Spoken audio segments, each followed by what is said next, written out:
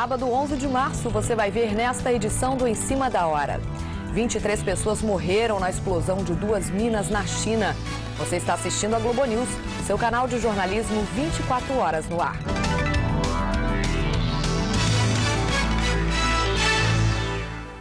23 pessoas morreram na China em explosões de gás em 2 minas de carvão. As condições de segurança quase inexistentes e o estado de conservação precário das minas são as principais causas dos acidentes. Segundo dados oficiais, mais de 7.000 pessoas morreram no ano passado por causa desse tipo de explosão. 1/3 das minas da China funciona em situação irregular. 4 guerrilheiros morrem no Sri Lanka depois de uma tentativa frustrada de assassinar o ministro da Defesa. O ataque acontece um dia depois da explosão de uma bomba que matou 21 pessoas. De acordo com a polícia, a bomba seria lançada contra o ministro da Defesa no momento em que a comitiva deixasse o parlamento, mas acabou explodindo antes do tempo. Os 2 homens que planejavam o atentado morreram na hora. Os outros 2 cúmplices escaparam da explosão, mas acabaram morrendo durante o tiroteio com a polícia. Ontem, 21 pessoas morreram e 64 ficaram feridas na explosão de uma bomba no centro da capital Colombo. A polícia suspeita que a onda de violência é desencadeada pelo grupo Tigre Tamil, que luta pela criação de um estado independente no norte do Sri Lanka. O movimento separatista começou em 83 e já deixou um saldo de 60.000 mortos. A chuva ainda castiga a Austrália 2 semanas depois da passagem do Steve. É a pior enchente dos últimos 20 anos na cidade. A cidade de Carnarvon, norte do país, é uma das mais atingidas. O rio Gascoyne transbordou e inundou centenas de casas. A Defesa Civil retirou 100 moradores da área. As estradas inundadas foram fechadas e há risco de desabamentos. As placas de sinalização estão cobertas pela água. Os agricultores são os mais prejudicados pela chuva. Milhares de hectares de plantação de banana estão debaixo d'água. Há quase um ano não chovia na região. A secretária americana de Estado, Madeleine Albright, está preocupada com a situação da cidade de Mitrovica, na província de Kosovo, onde albaneses e sérvios continuam a se enfrentar. Madeleine Albright acusa o presidente iugoslavo, Slobodan Milosevic, de provocar a instabilidade na região ocupada pela OTAN depois da última guerra. Para impedir novos choques entre sérvios e albaneses, chegou à cidade de Mitrovica um grupo de soldados poloneses. Eles vão ajudar os franceses a manter a paz. Os 130 poloneses vão patrulhar as ruas da cidade, principalmente a ponte que divide o setor norte, onde vivem os sérvios, e o sul, onde moram os albaneses. A segurança voltou a ser reforçada na cidade, que está sob toque de recolher. O comandante-chefe da OTAN na província do Kosovo, o general alemão Klaus Reinhardt, disse que os soldados não vão aceitar qualquer tipo de pressão, tanto dos sérvios quanto dos albaneses. Ele anunciou uma operação para impedir a chegada de armas para os grupos que querem provocar mais violência na cidade. Em Bruxelas, na Bélgica, durante a reunião com representantes da OTAN, a secretária de Estado americana Madeleine Albright disse que o governo dos Estados Unidos acompanha com preocupação a situação em Mitrovica. 54 pessoas foram presas num protesto contra a ocupação do Tibete pela China em frente ao prédio da ONU em Nova York. A manifestação marcou o aniversário da revolta dos tibetanos contra a China em 59. 450 pessoas participaram do protesto. Elas bloquearam as ruas do centro da cidade e pediram liberdade para o Tibete. Os manifestantes levaram fotos do líder espiritual Dalai Lama, que vive exilado na Índia desde que a China invadiu o Tibete em 1950. Depois do protesto, em frente ao prédio das Nações Unidas, os manifestantes seguiram para o consulado chinês no centro de Manhattan. A polícia foi chamada e prendeu 54 pessoas. 26 anos depois, um socialista volta ao poder no Chile. Ricardo Lagos, economista e advogado de 62 anos, toma posse hoje como o 3º presidente eleito democraticamente depois do fim da ditadura em 90. Representantes de 80 países participam da cerimônia de posse, entre eles o presidente Fernando Henrique Cardoso. Ao desembarcar na capital chilena, Fernando Henrique falou em espanhol sobre a importância do processo democrático no Chile. Os anos mais difíceis de Brasil, os anos da ditadura militar, foi acá em Chile que eu vivi. E assim que é com grande orgulho que volto a Chile para averiguar os avanços da democracia chilena, o respeito à vontade popular e o hecho de que Chile hoy no solamente es una nación democrática, sino que también Chile é uma nação de progresso. Às vésperas da posse, o presidente Eduardo Frei se despediu do cargo falando para uma multidão reunida diante do Palácio de la Moneda, em Santiago. Ele afirmou que os chilenos ainda precisam lutar pela democracia e anunciou que vai continuar na política como senador vitalício. Frei disse que, embora seja contrário à existência de senadores vitalícios, aceitou o posto para ajudar o governo de coligação democrata-cristã socialista. O novo presidente Ricardo Lagos toma posse hoje. Ele vai ser o primeiro socialista a governar o país desde Salvador Allende, morto durante o golpe militar de 73, liderado pelo general Pinochet. 10h06, o Em Cima da Hora termina aqui. Você assiste agora ao programa Globo Ecologia. A próxima edição começa às 11h da manhã. Até já!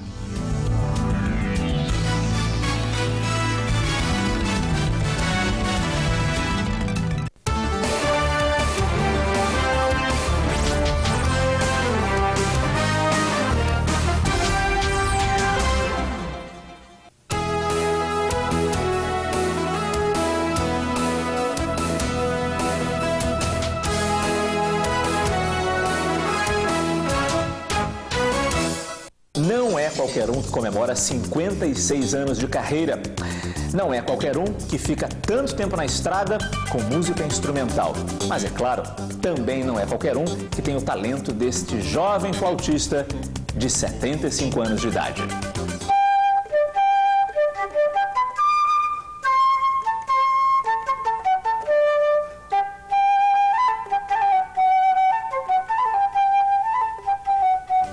Espaço aberto para Altamiro Carrilho. Espaço aberto, excepcionalmente com Márcio Gomes, neste sábado, 9h30 da noite.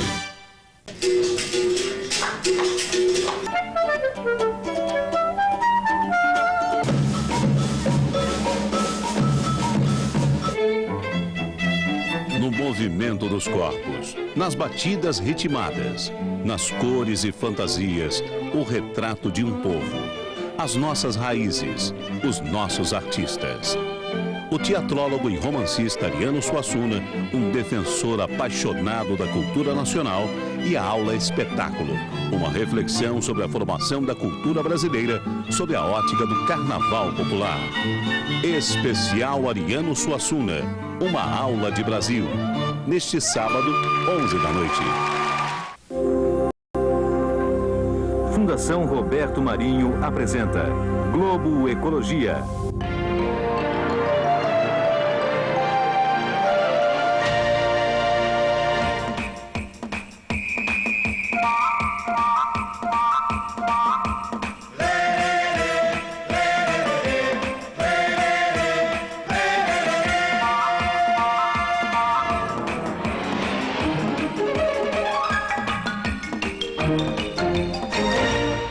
O Globo Ecologia está em Portugal. Aqui, vamos ver o passado, o presente e o futuro desse povo que há quase 500 anos se lançou ao mar. Uma aventura que mudou o mapa da Terra. E viu-se a Terra inteira, de repente, surgir redonda do azul profundo. Fernando Pessoa.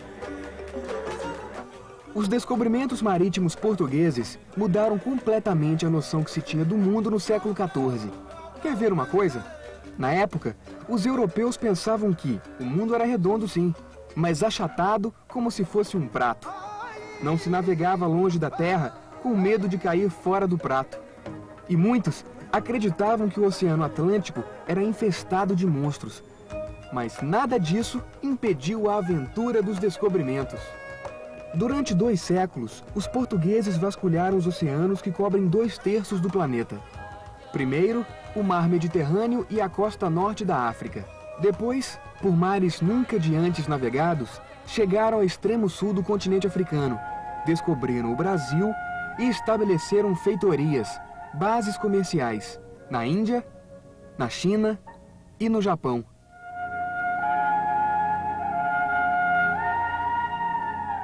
A história das navegações foi contada em versos pelo maior poeta da língua portuguesa, Luís de Camões. O livro se chama Os Lusíadas e começa assim. As armas e os barões assinalados, que da ocidental praia lusitana por mares nunca de antes navegados, passaram ainda além da Taprobana. E em perigos e guerras esforçados, mais do que prometia a força humana, entre gente remota edificaram novo reino que tanto sublimaram. Hoje, às portas do terceiro milênio, a gente se pergunta: o que levou os portugueses a enfrentar os oceanos? A resposta pode estar numa palavra: paixão. O mar enche-me completamente, a alma, o espírito, a cabeça. Dentro de cada português, acho que está um bocado do mar. Paixão pela aventura, atração irresistível pelo desconhecido que há séculos conquista gerações e gerações. Então, nós os portugueses somos apaixonados pelos oceanos. Vê só quantas pessoas vivem do mar. Então vamos falar com eles, Patrícia? Vamos. Meu pai também era pescador, ia para a pesca, quando ia o mar ia para a pesca, e aí lá ia atrás dele. Quantos filhos o senhor tem, Sr. Afonso? São 10. Pescadores são todos.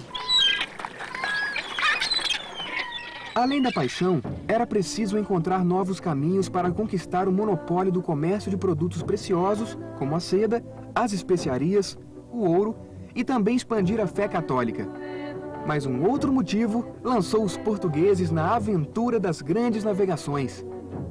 Faltava espaço, claro, faltava espaço. Sobretudo, havia uma zona de Portugal, que ainda hoje acontece assim, que era muito povoada, que é o norte de Portugal. O norte de Portugal era uma zona de expansão demográfica e o espaço faltava. E é por isso que realmente a imigração portuguesa no Brasil é quase toda do norte, não é do sul, porque era a zona onde havia pressão demográfica, as pessoas tinham que sair e para o lado de terra não podiam sair, porque para o lado de terra havia um vizinho mais poderoso. A Espanha. A Espanha.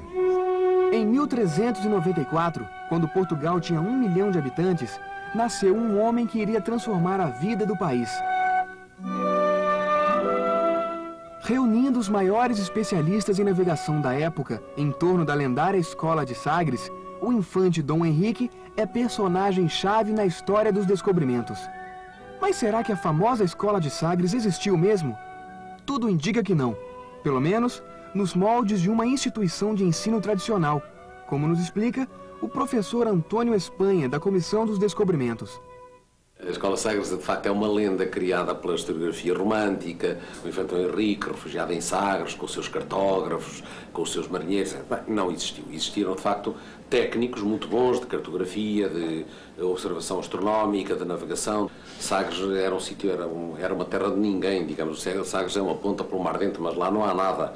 Onde havia os recursos para fazer armar as frotas, eram nas cidades, naturalmente, eram em Lagos, no Algarve, funcionou, e em Lisboa, e depois mais tarde no Porto, também o Norte. Mas é uma lenda romântica, sabe, que os historiadores também tendem sempre para ser romancistas. E os historiadores do século passado, alguns deles eram historiadores como Alexandre Herculano, mas eram também romancistas. Então nada mais fácil que arquitetar uma lenda romântica do grande infante no grande promontório de Sagres, com os ventos e as marés e os seus marinheiros. Bom, isto no fundo é uma coisa apelativa para o povo, mas realmente não é verdade.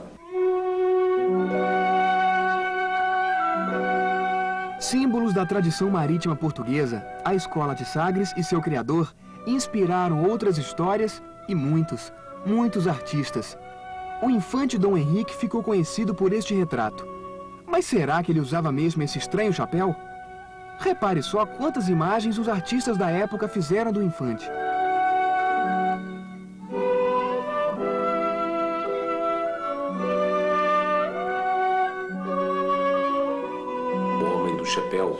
Do chapelão burgonhês, sabe-se que não é o infante Henrique. Mas também não vale a pena estar a insistir, porque aquela figura está de tal maneira colada à pele do infante Henrique que não vale a pena insistir que não é ele, mais não.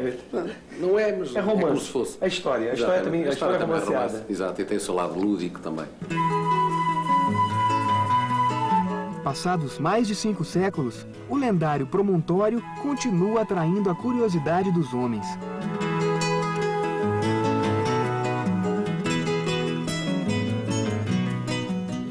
Todos os anos, milhares de pessoas visitam a Fortaleza Museu de Sagres.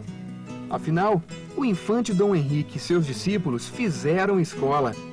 Revolucionaram a arte da navegação.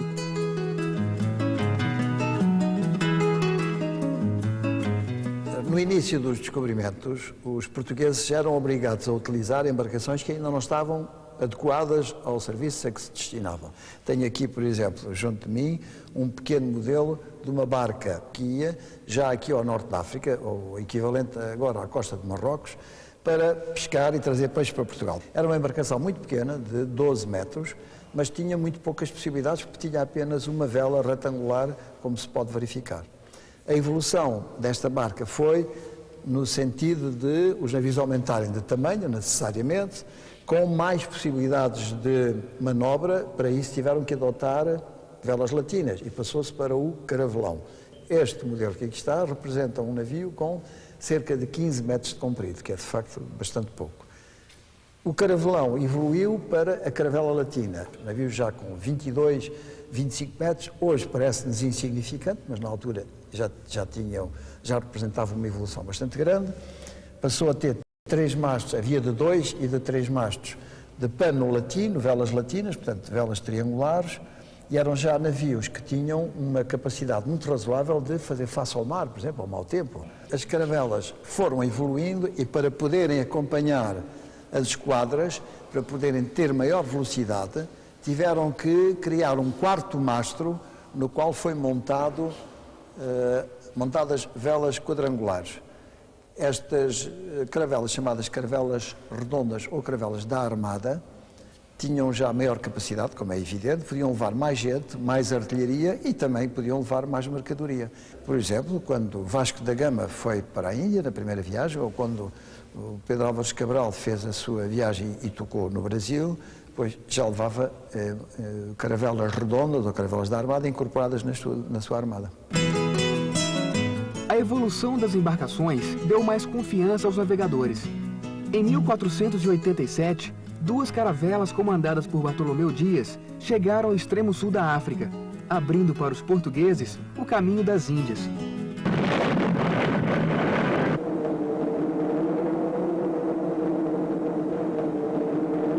O navegador que enfrentou tempestades de gelo e neve batizou o lugar de Cabo da Boa Esperança, que mais tarde virou Cabo das Tormentas. A viagem de Bartolomeu Dias comprovou a qualidade da construção naval portuguesa, uma tradição que 500 anos depois está mais viva que nunca. E agora uma surpresa. Nós vamos ao Rio Tejo para você conhecer uma fragata que fez sua primeira viagem em 1845. Ela está sendo toda recuperada e vai se tornar um museu vivo, uma testemunha da relação do homem com o mar. A fragata Dom Fernando e Glória foi o último navio que os estaleiros de Damão, na Índia, construíram para a Marinha Portuguesa. No fim do século passado, foi transformada em navio escola de guerra. Mais tarde, já velha e antiquada para a luta, foi ensinar a paz. Virou escola de marinharia para meninos pobres. Destruída por um incêndio, foi abandonada. Este navio é a minha mãe. Por quê, Zé? Porquê? Porque eu vim com 6 anos de idade para este navio, com fome, pé descalço, sem saber ler. Entre dezenas de técnicos, artesãos e operários, um homem se destaca: José Manuel Bernardo, sargento reformado da Marinha Portuguesa, tem motivos de sobra para participar desse projeto. Este navio me deu tudo na vida. Ensinou-me tudo, ensinou-me a fazer de mim um homem e, portanto, jamais esquecerei. E era uma mágoa muito grande, durante 33 anos, ver este navio enterrado no lodo das águas do Rio Tejo. Mas sempre acreditei que os homens um dia consigam dar a volta. E deram. E hoje estamos aqui. 1845, 1998. Depois de 150 anos, a arte dos antigos carpinteiros, aliada à moderna tecnologia, fazem renascer das cinzas a fragata Dom Fernando e Glória. Conseguimos, ele está aqui para vencer os mares se for preciso. E se os homens quiserem, este navio vai à Índia, vai à África, vai ao Brasil, vai a todo o lado do mundo. E os homens estão aqui bem vivos e bem sãos para seguir tudo isto por aí fora. E reconstruir o outro. Venham navios que nós fazemos todos. A seguir, os navegadores portugueses chegam à África. E os artistas registram nas paredes do Mosteiro dos Jerônimos, em Lisboa, o encontro de culturas. Eu penso que nesta pedra do Mosteiro dos Jerônimos podem ver o que foi o encontro do homem português com outro homem que estava para além do mar. A aventura pelos oceanos continua. Daqui a pouco, no Globo Ecologia. Até já!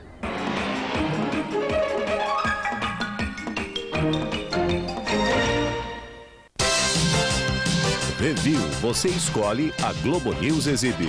Sem fronteiras. O IAM pode estar à beira de uma grande virada. Os reformistas conquistam 70% do parlamento, depois de 22 anos de vida da República Islâmica. As possibilidades da democracia no país e no Islã. Review, neste sábado, 10h30 da manhã e 4h30 da tarde.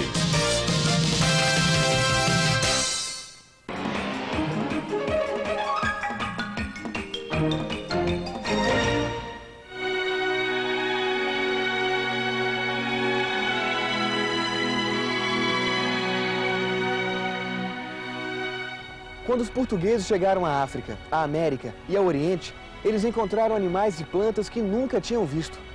E gente de raças e línguas que não conheciam. Ficaram muito impressionados. O fascínio pela natureza tropical inspirou os artistas. Flores e animais de pedra reconstroem no mosteiro o meio ambiente das terras exóticas de além-mar. Era uma fotografia, de certa forma. Eu penso que nesta pedra do Mosteiro dos Jerônimos podem ver o que foi o encontro do homem português com outro homem que estava para além do mar e que mostrava uma igualdade de tratamento que não era uma igualdade que está relacionada com esse sentimento de conquista. Inclusivamente, na própria pedra do mosteiro, vai encontrar o tratamento do homem negro no mesmo estatuto de igualdade do homem branco. Portanto, esta pedra, no fundo, fala-nos desse maravilhoso encontro que transformou, de certa forma, a história da humanidade, que foi o encontro de vários continentes e que o mar, como dizia o Fernando Pessoa, deixou de separar e passou a unir.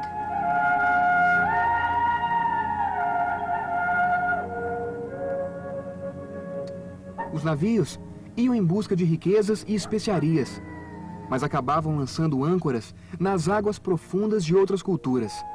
Os portugueses conheceram novos gestos, novos deuses, rostos e palavras.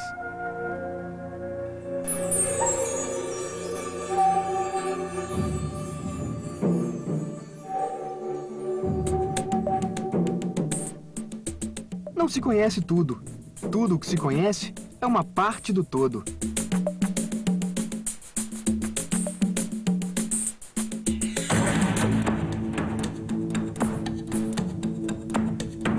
Terra de impérios coloniais, a África foi sucessivamente esvaziada de seus habitantes e riquezas.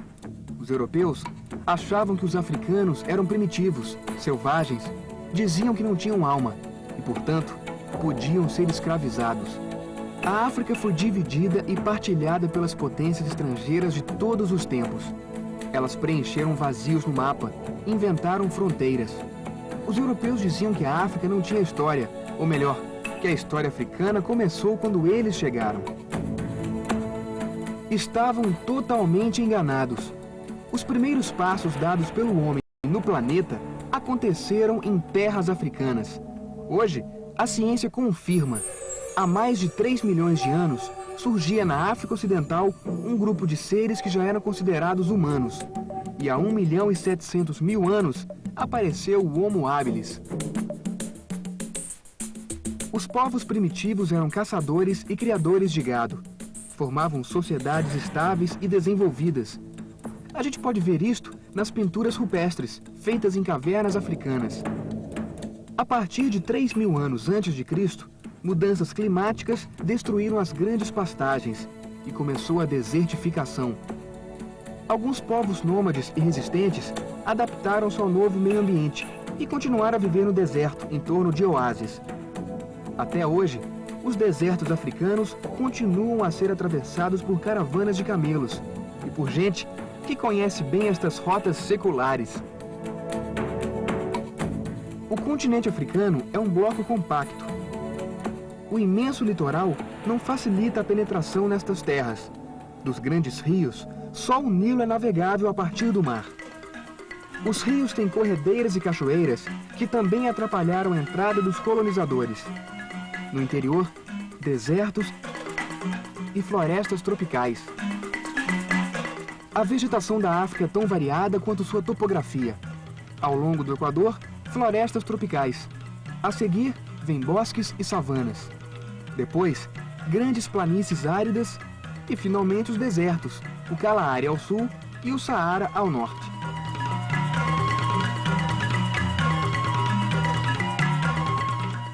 Na África Ocidental Sul, o ferro já era usado 400 anos antes de Cristo. Os povos africanos receberam muito bem os navegadores portugueses. Este belo saleiro de marfim foi dado de presente a eles. Os africanos não tinham moeda. Panos, metais, conchas e miçangas eram usados nas trocas. O primeiro encontro entre os portugueses e os habitantes do Congo no século XVI ficou registrado nas pedras das corredeiras de Amalá. A costa da África Oriental foi palco de importantes civilizações entre os anos 500 e 1500. As cidades nada ficavam a dever às europeias. Tinham casas altas, muralhas, torres e fortis. Mas a escravidão, o roubo, a pilhagem e o genocídio acabaram com estas civilizações. Este é o lado mais negro dos descobrimentos. Há matérias chocantes na história da colonização portuguesa, de violência, de genocídio, de opressão, que, digamos, hoje nós não podemos deixar de considerar que foram fatores negativos. Em todo caso, os resultados é que contam, os resultados atuais, a meu ver, é que contam, e isso é que tem que ser valorizado. Na expansão portuguesa, qual é o resultado? É o facto de termos esta comunidade de povos irmãos. E, portanto, a vida desta comunidade lusófona depende de haver este entendimento, por um lado, da proximidade, mas, por outro lado, do respeito mútuo que cada um destes povos tem que merecer, cada uma destas culturas tem que merecer.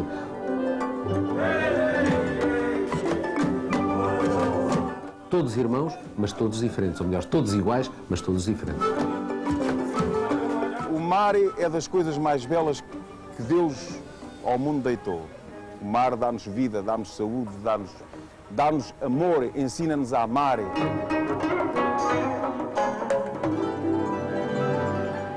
O Globo Ecologia fica por aqui. Até a próxima.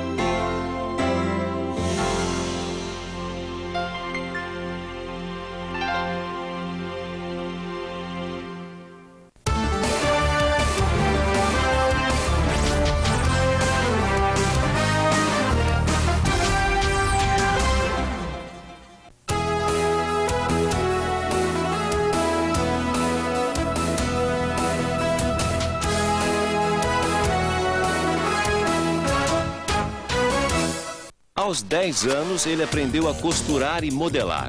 Gosta de misturar estilos. É inovador e radical. Um legítimo representante dos anos 90. Alexandre Ercovitch. Você está no mercado internacional, você não pode fazer uma cor, apostar numa cor que acabaram de apostar. O mercado vai estar saturado, por exemplo. Então você tem que olhar para tudo. Estilo em Almanac, com Regina Martelli. Reapresentação na madrugada de sábado para domingo. Não é qualquer um que comemora 56 anos de carreira. Não é qualquer um que fica tanto tempo na estrada com música instrumental. Mas é claro, também não é qualquer um que tem o talento deste jovem flautista de 75 anos de idade.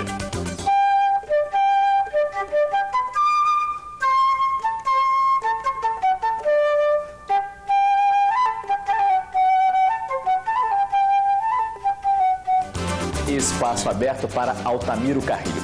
Espaço aberto, excepcionalmente com Márcio Gomes, neste sábado, 9h30 da noite.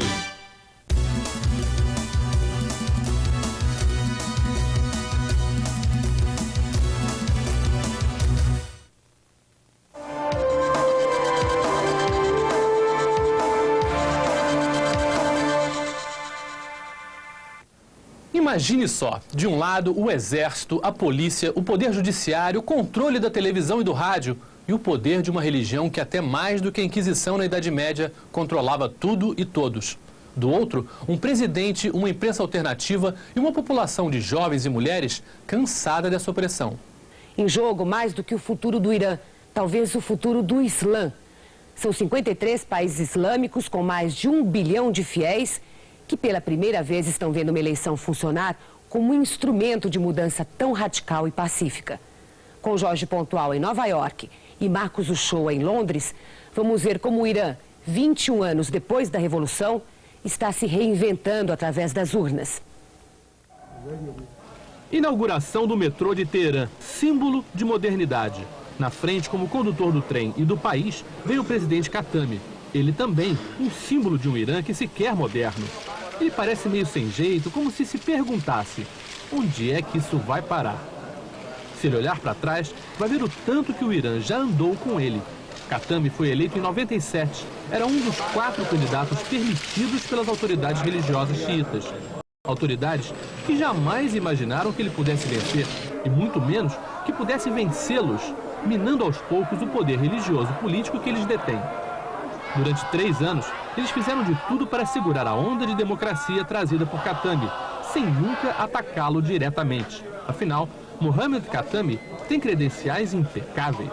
É filho de um ayatolá, é descendente direto do profeta Maomé, se formou em teologia e também faz parte do clero xiita.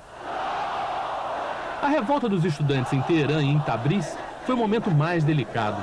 Embora presidente, Khatami não controla nem o exército, nem a polícia, nem o judiciário, que são diretamente subordinados ao ayatolá Khamenei, líder supremo e vitalício dos xiitas, uma espécie de papa com poderes espirituais e temporais. O protesto por mais democracia feito pelos estudantes foi reprimido brutalmente. Ministros de Khatami foram presos, intelectuais e jornalistas assassinados, e os candidatos mais populares ligados a Khatami proibidos de concorrer a essas eleições. Com a televisão e o rádio também controlados pelas autoridades religiosas, pipocaram por todo o Irã jornalecos de oposição. Todos querendo reformas, democracia. A imprensa virou a principal arena nos confrontos entre os dois lados. Não adiantava fechar um jornal que ele reabria com outro nome. Essa eleição era decisiva. Para os reformistas que queriam um Irã com mais liberdade, só a presidência era muito pouco. Era necessário conquistar o parlamento. Subitamente, todos viraram reformistas. Todos queriam estar do lado do popular Khatami. Os jornais, mais uma vez, se meteram e deram um nome aos bois. Quem era democrata estava na lista. Quem não estava era oportunista. Quase 39 milhões de eleitores. Desses, quase 90% votaram, numa eleição que tinha um jeito de referendo. E mesmo tendo que escrever 30 nomes em cada cédula, o eleitor iraniano deu prova de uma vontade de mudança que nem o autoritarismo do clero xiita pôde deixar de escutar. Foi uma vitória estrondosa dos reformistas de Khatami. Mesmo ainda sem o resultado final e com a necessidade de um segundo turno para alguns candidatos, o novo parlamento vai ter cerca de 70% de deputados pró-Khatami. E só os conservadores religiosos mais moderados conseguiram se eleger. O ayatolá Khamenei já sinalizou que se deve respeitar a vontade das urnas. E o presidente Khatami, iluminado por tanto apoio e confiança, agora tem à frente a parte mais difícil: satisfazer tanta esperança. Um conflito de gerações. Esse também seria um diagnóstico verdadeiro do Irã atual. Um país de 65 milhões de habitantes, a maioria muito jovem. 2 a cada 3 habitantes têm menos de 24 anos. As irritantes proibições do dia a dia da juventude só podiam dar mesmo nisso, uma urgente vontade de mudança. O antigo nome do Irã era Pérsia, uma civilização milenar. Só usamos o termo persa agora para tapetes, porque como lembrar de um mundo tão antigo num país com tanta gente jovem? Jovens que estavam para lá de incomodados com o número de proibições impostas pelos carolas xiitas. Não pode dançar, não pode antena parabólica, não pode música ao vivo, nem ocidental. Homens e mulheres não podem andar juntos no ônibus, uns na frente, outros atrás. Não pode, não pode, não pode. Pode. Como a atração entre jovens não pode ser anulada por decreto, o lado espiritual estava com problemas para refrear o lado sensual. Ah, mas uma coisa pode, e a partir dos 16 anos, votar. E foi aí que o clero xiita se deu mal. Para os jovens, além da falta de liberdade, falta também emprego. Nesses 21 anos de revolução, a economia iraniana pouco cresceu e não está nem perto de dar conta do 1 milhão de empregos que ela deveria criar por ano. Modernizar o Irã e abri-lo para investimentos é dar emprego a essa garotada. Mas além do jovem, é a mulher iraniana a grande razão da vitória dos partidários de Khatami. Voltar a vestir o chador, ficar coberta de preto, foi uma derrota na vida das mulheres do Irã. Mas, suprema ironia, o chador ajudou como instrumento de impulsão para a emancipação feminina. Com suas filhas devidamente cobertas, a sociedade iraniana, patriarcal e machista, permitiu a entrada em massa das meninas nas escolas.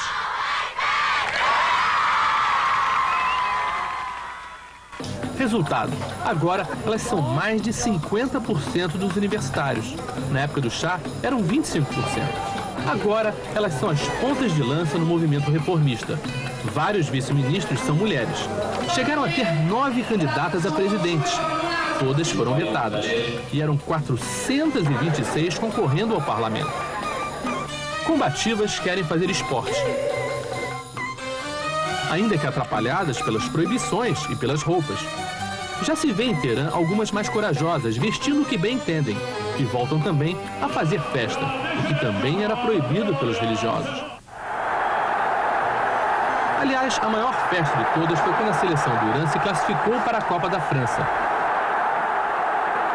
As comemorações nas ruas foram a primeira grande afronta ao poder religioso, que era contra esse esporte que ousava ficar mais popular que a luta greco-romana, e que fazia com que a chegada do time provocasse uma invasão de mulheres que eram proibidas de entrar em estádios. Estádio Azadi, em Farsi, Estádio da Liberdade. Agora, para as mulheres e jovens do Irã, com essa goleada eleitoral, um estado de liberdade.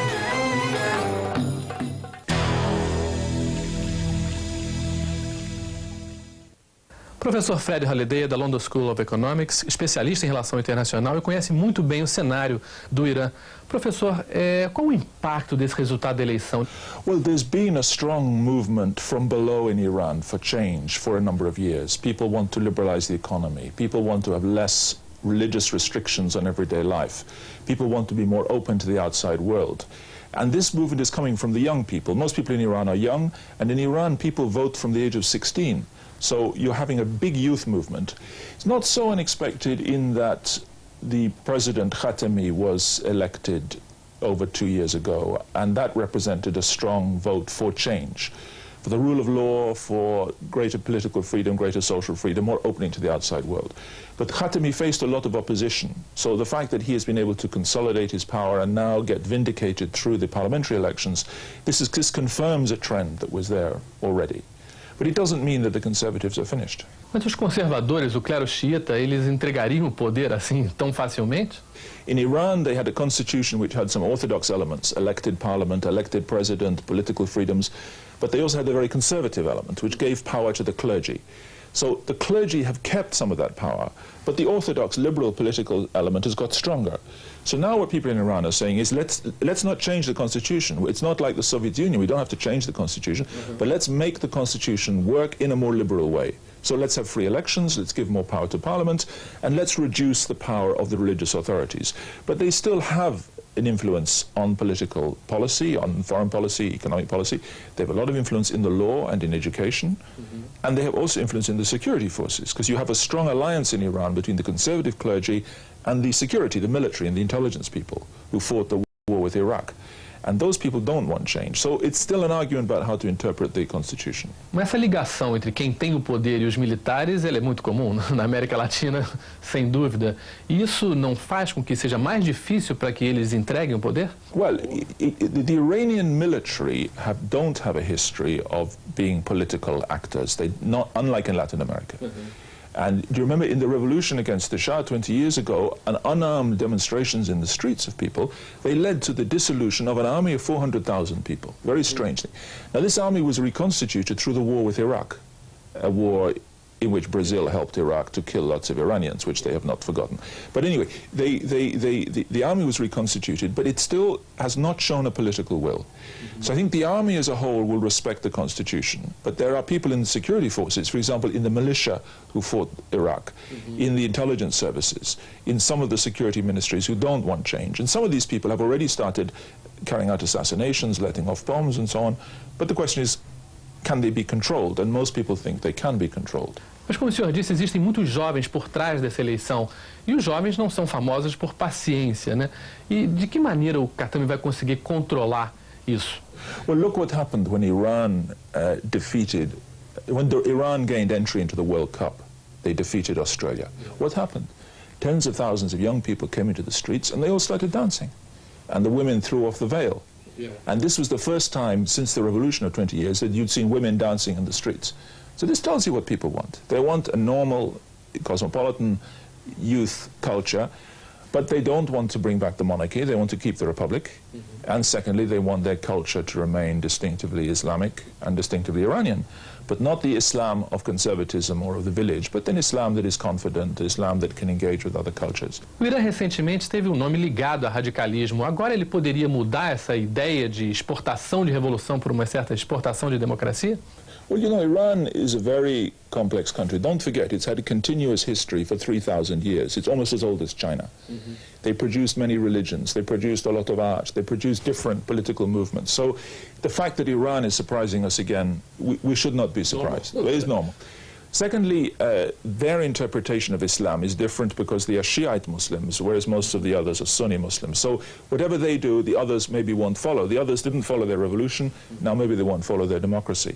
But the main point was this revolution, for all its crimes, for all its blood, it got people into politics. It mobilized people into politics. It said, here is the modern world, you must take part in politics. Even the revolution brought women into the labor force. Many more women work in Iran now than before the revolution. Even the level of education of women has gone up. But this is a revolution after 20 years, which is allowing a lot of freedom of expression, political organizations to be active, free elections. You compare what the Russian Revolution or the Chinese Revolution was doing after 20 years. They were killing people all the time. This is a step forward, despite the Islamic character of it.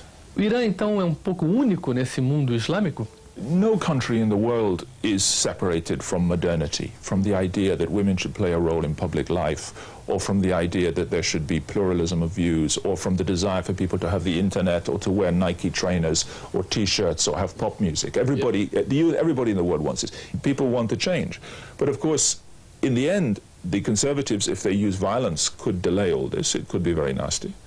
And secondly, the issue of the economy is important. Iran's economy has gone down since the revolution. They had the war with Iraq. The price of oil until recently has been low. So there is unemployment, there are a lot of problems, and the reformers will not be able to solve the economic problems quickly. The point about the economic problem is that the only way they can seriously address the economic problems is to settle their disagreements with the United States. The United States has imposed an embargo on Iran, not like on Cuba, but still quite strong. But there's still a lot of opposition to that. There's a lot of anti-American feeling in Iran. So they face quite a lot of difficulties. Os conservadores jogam uma ducha de água fria em tanto otimismo e mandam uma dura mensagem aos reformistas.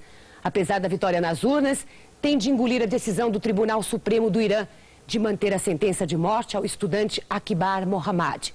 Mohammad foi preso durante as manifestações pró-democracia em julho do ano passado, acusado de guerra ao Islã. Este é um dos últimos capítulos de uma história que começou há 23 anos. Quando em 77, o povo seguia os estudantes nas ruas de Teherã.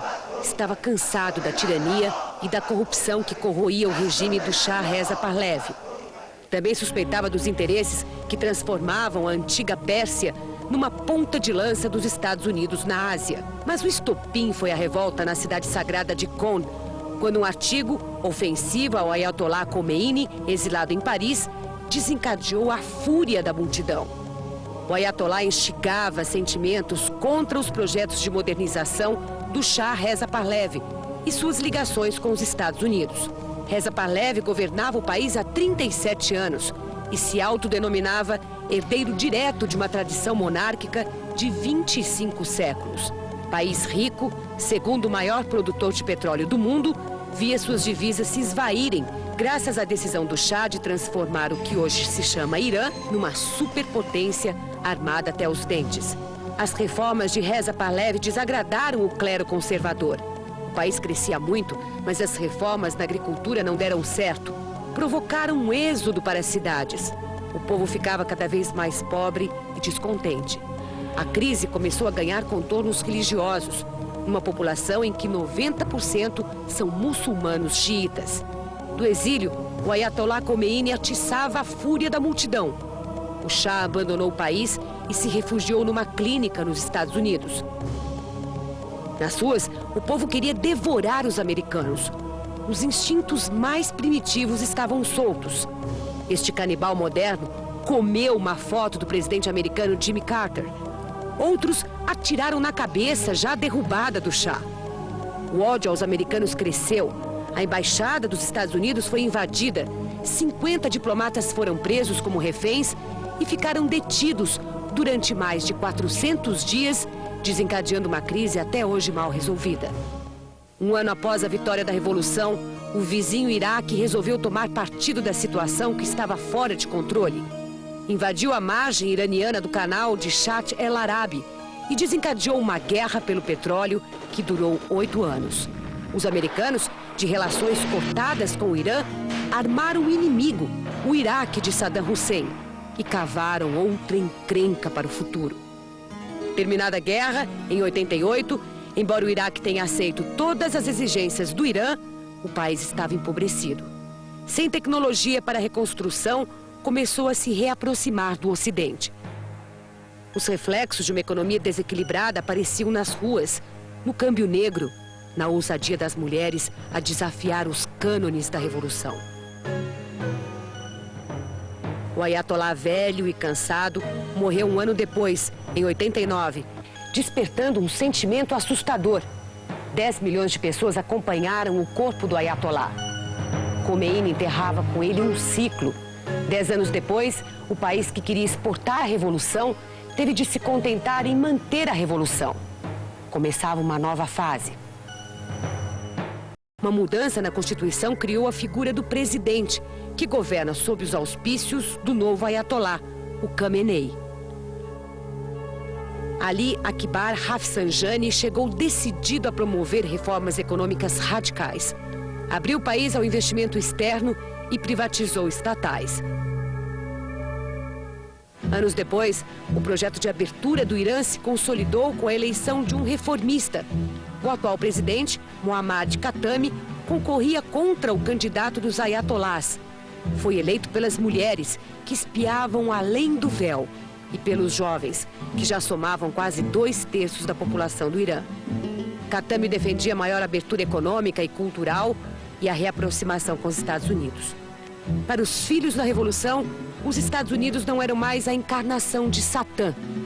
Eles querem uma revolução, dentro da revolução.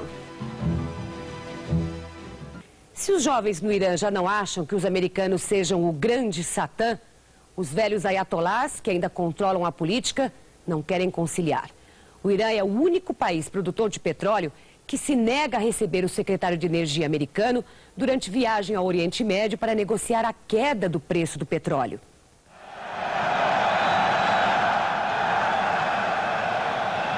Na última Copa do Mundo, o Irã enfrentou o grande Satã e venceu por 2-1.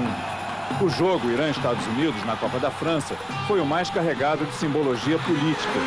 Para os iranianos, a vitória no gramado teve um sabor de vingança histórica.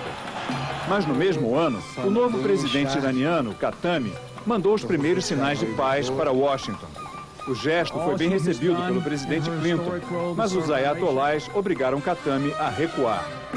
A falta de diálogo é péssima para os americanos. A abertura política do Irã chega depois da abertura econômica. No ano passado, o Irã fez negócios de 5 bilhões de dólares para modernizar sua indústria do petróleo. Os iranianos se abriram para os europeus e asiáticos. A França e a Itália são os principais parceiros do Irã. As companhias de petróleo dos Estados Unidos queriam entrar, mas ficaram de fora. O governo americano proíbe que suas empresas façam negócios com o Irã. Washington mantém as sanções porque tem provas de que o Irã fornece armas aos terroristas que lutam contra Israel. Os xiitas libaneses do Hezbollah receberam foguetes iranianos que podem atingir as cidades israelenses. Há provas de que o Irã está por trás da explosão de um quartel americano na Arábia Saudita em 96. O governo Clinton saudou a vitória dos moderados nas eleições do Irã como o início do degelo nas relações entre os dois países. Mas num ano de eleição nos Estados Unidos, mesmo que o Irã se abra, o Congresso vai manter as sanções. E os maiores prejudicados são os próprios americanos.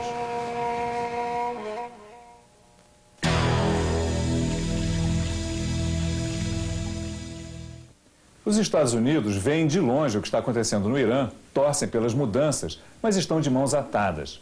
Culpa da própria política deles de impor sanções ao Irã. Quem pensa assim é o embaixador Richard Murphy, que cuidou da política para o Oriente Médio no Departamento de Estado e hoje atua nos bastidores.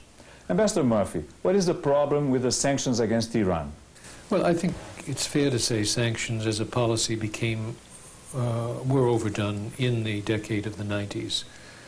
I mean, the Clinton administration imposed more sanctions in its term in office in these last 7 years than were imposed by all previous administrations of the previous 70 or 80 years. So it became the foreign policy instrument of choice, despite the fact that everyone recognized sanctions were a crude, blunt instrument, a sledgehammer, which in the case of Iraq, most notably, has ended up hurting the people and allowing the leadership to go quite happily on its own way. But did the sanctions accomplish something? Only time will tell. Ill will was accomplished, certainly. Did it affect Iranian government policies on areas that we've been particularly concerned about, such as its pursuit of a nuclear weapons program? No, I mean, the assumption is that interest, that ambition continues. Did it slow them down? Perhaps, in pursuing such a program. Did it slow them down on support for international terrorism? I think the answer is not in on that. You can't be sure today. What appears to have been the case is that Iran has had a government or several governments or several arms of governments which haven't been fully coordinated, certainly not coordinated under the authority of the president, who has said things have gone on which I was not aware of. He said that publicly without being more specific, but obviously referring to the internal security services. Iran is opening up its oil industry, and the Europeans are getting big deals, with the Americans out of the game. Americans are out of the game and likely to be kept out of the game for a while longer in the future. I don't know how long. You can be sure that American firms are going to be increasingly unhappy with the fact that their own government is favoring foreign investments, foreign oil investments, foreign oil companies at the expense of American companies. Do you think that in Iran, Islam and democracy can live together? Today, Iran in the region is the most democratic of the states, certainly more so than any Arab state, more so than Pakistan. The freedom of expression in Iran has its limits. The freedom of choice has their limits. What you may see is the presidency gaining powers from the supreme leader, who controls foreign affairs, security, the military. The very vital forces of the state are not under the control of the president. Now, with this new parliament, this Majlis, it's quite possible that there will be a move to reorganize the Constitution. That is not a divinely written Constitution that says the Supreme Guide has the final say on foreign affairs. And some of the clerics themselves have challenged the authority of the Supreme Guide, saying that he is not infallible, as has been the tradition, of course, in modern times with the Catholic Church, the papal infallibility. That doctrine in Iran has been challenged as it applies to the Supreme Guide. That is enough to get you put in prison, of course, as of today, maybe not tomorrow. Há 21 anos, os xiitas, depois de vencerem no Irã, queriam exportar a Revolução Islâmica. Não conseguiram. Mas essas eleições parlamentares podem fazer com que o Irã exporte algo mais revolucionário nessa parte do mundo, a democracia. A teocracia criada pelo Ayatollah Khomeini ainda concentra poderes para barrar o otimismo dos reformistas. Mas tudo indica que os tempos duros da República dos Ayatollahs estão no fim. Por meios pacíficos e respeitando a vontade da maioria, o Irã começa a separar religião e política. E aí pode virar uma referência, um modelo para o mundo muçulmano.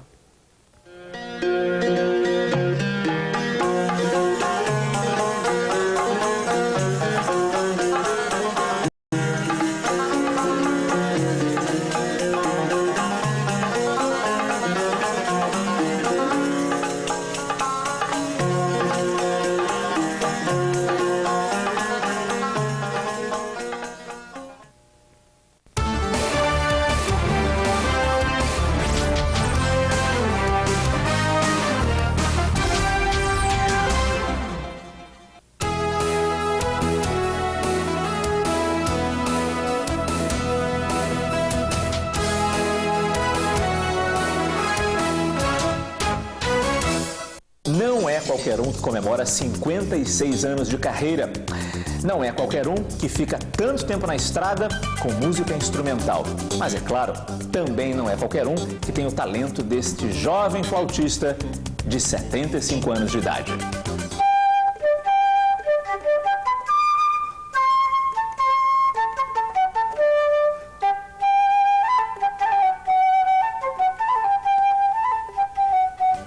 Espaço aberto para Altamiro Carrilho. Espaço aberto, excepcionalmente com Márcio Gomes, neste sábado, 9h30 da noite.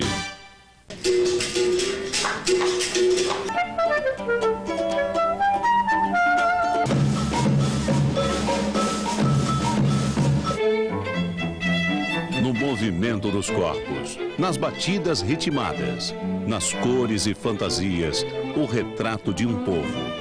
As nossas raízes, os nossos artistas. O teatrólogo e romancista Ariano Suassuna, um defensor apaixonado da cultura nacional, e a aula espetáculo, uma reflexão sobre a formação da cultura brasileira sob a ótica do carnaval popular. Especial Ariano Suassuna, uma aula de Brasil, neste sábado, 11 da noite. O governo anuncia nos próximos dias novas medidas de estímulo à construção habitacional no país. Um balanço do setor habitacional e da construção em geral é o que faremos em nosso espaço aberto com duas autoridades no assunto. Walter Lafêmina, presidente do Secov, entidade da construção imobiliária de São Paulo. Conseguimos ter um SFH hoje montado onde para o banco não é um bom negócio, nem para o comprador e nem para o incorporador. Então, o que nós temos que fazer? É uma reformulação saudável no SFH. E Eduardo Zaidan, que é o vice-presidente do Sinduscom, o Sindicato da Construção Civil do Estado de São Paulo. Espaço aberto com Joelmir Betting, neste domingo, 9h30 da noite. No N de Notícia desta semana, nós vamos conversar sobre a celebridade e o fato. O que é mais importante hoje para quem consome informação? A celebridade foi mais importante no carnaval que passou? Nós vamos conversar sobre esse assunto com o jornalista Ricardo Boechat, colunista de O Globo e da Rede Globo. Valorização da notícia que envolva a gente, eu acho que ele é internacional e acho que a imprensa não vai ter como fugir disso. Com o jornalista e escritor Ricardo Cravo Albim, especialista em música popular brasileira, e com a jornalista Andréa Dantas, editora-chefe da revista Caras, em São Paulo. Se a celebridade tem mais destaque, é porque o público gosta mais de celebridade. N de Notícia, com Renato Machado, neste domingo, 11 da noite. As ideias para um mundo globalizado, as tendências da economia. Conta Corrente Especial, todo sábado, 1h30 da tarde e 8h30 da noite.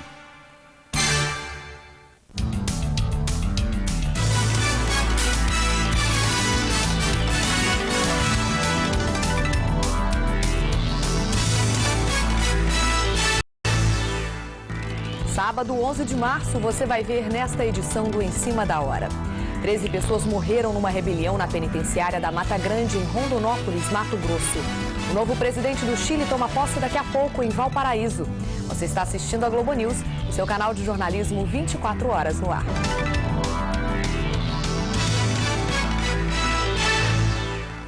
Treze presos morreram numa rebelião na penitenciária da Mata Grande, em Rondonópolis, em Mato Grosso.